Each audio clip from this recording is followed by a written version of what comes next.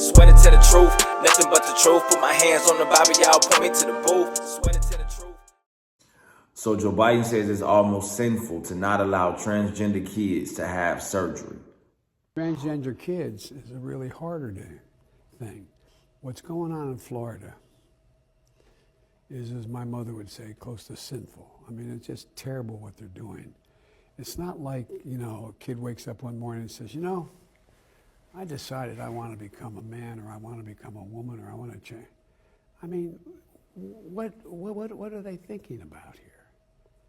They're human beings. They love, they have feelings, they have inclinations that are, it just, to me, is, I don't know, it's cruel. And the way we do it is we make sure we pass legislation like we passed on same-sex marriage. You mess with that, you're breaking the law, and you're going to be... No, Joe, what's sinful is what y'all are doing to these kids.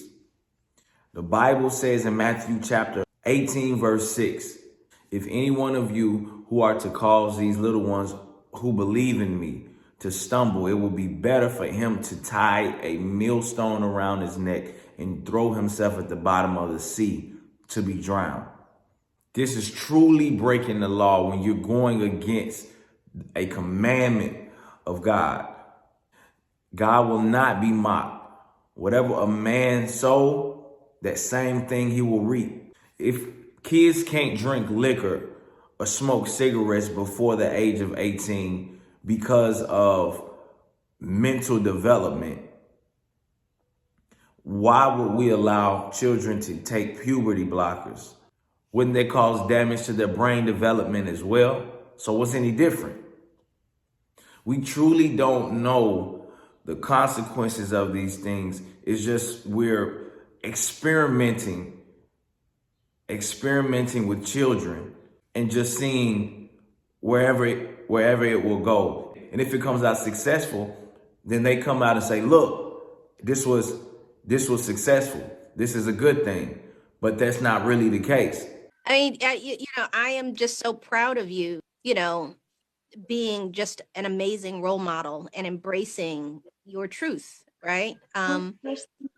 You're already doing this. So maybe this is for some other young people that are listening. It does take time to know what your self is, for young people. So my first piece of advice is be patient with yourself. You're going to be experimenting with so many versions of yourself, right?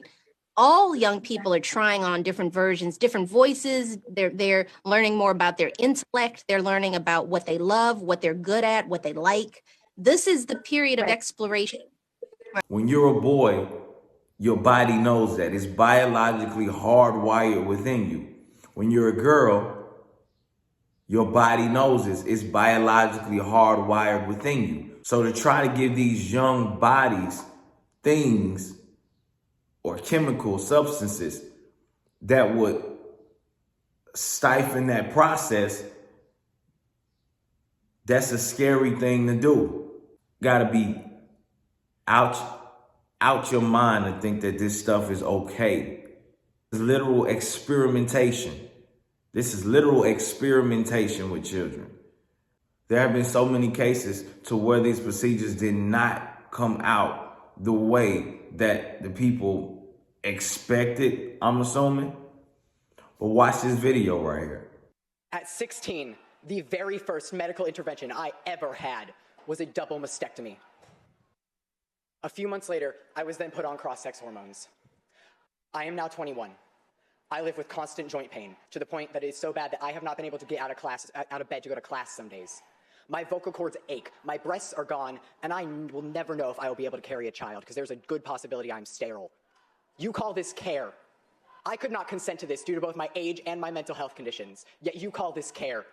My parents were baited with the idea that I would commit suicide if this was not given to me. They were told, would you rather have a dead daughter or a living son? These are not the words of a doctor. They are the words of a politically motivated activist. Kids deserve a chance to grow up whole. They deserve a chance at life. And there's so many more others like that. This is not the exception. There are so many more others like that, because what's going on is these kids are going into these hospitals with these crazy ideas and these crazy thoughts that these parents are basically encouraging, and they're not, and kids, they don't understand the long-term consequences. We know how kids think. We used to be kids, and majority of us have them. We see how they operate. Kids will eat candy all day for the rest of their childhood and not brush their teeth if you allow them to. They don't know what's best for them. Even if you told them, hey, your teeth are going to be rotten, your teeth are going to be destroyed, they're going to look at you like, okay, give me some candy. Because they're not thinking about long-term consequences. They don't know how to put 1 + 1 together and get 2 in that regard. They're impulsive. They need guidance. They need parents. But these people would try to lie to you and tell you that they don't need parents. They need the schools and they need the state to teach them, to confuse them, and tell them that they can be whatever gender they want to be, or they can be an animal if they want to be that.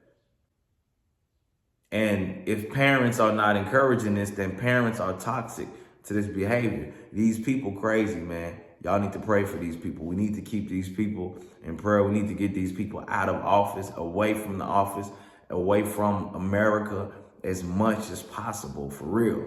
To the truth, nothing but the truth. Put my hands on the Bible, y'all point me to the booth. Swear to tell the truth.